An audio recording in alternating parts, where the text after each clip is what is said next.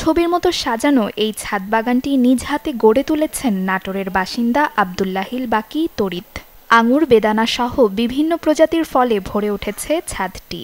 অল্প জায়গায় ব্যাপক ফলনে তৈরি হয়েছে বাণিজ্যিক সম্ভাবনাও। মাত্র 400 স্কয়ার ফিট ছাদ ব্যবহার করে বছরে আঙুর উৎপাদন হচ্ছে 100 কেজি। এছাড়া বেদানা উৎপাদন হচ্ছে প্রায় 200 কেজি।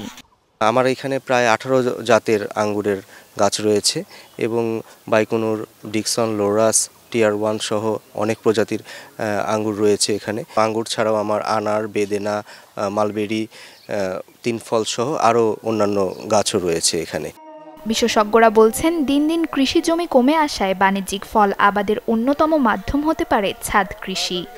7-8টি জাত নিয়ে উনি কাজ করছেন, তাতে আমার মনে হচ্ছে উনি সফলতার দ্বার প্রান্তে পৌঁছেছেন এবং উনি আঙ্গুর চাষের যে চাষ পদ্ধতি এটি অনেকটাই রপ্ত করেছেন এবং তার দেখা দেখি অনেকেই এটি তার ছাদ বাগান পরিদর্শন করছেন এবং অনেকে করার জন্য আগ্রহ প্রকাশ করছেন। চিন্তা করছি আমি নিজেও ছাদ বাগানের একটি প্রস্তুতি নিব, যে কারণে আমি তার কাছ থেকে পরামর্শ নিতে এসেছি।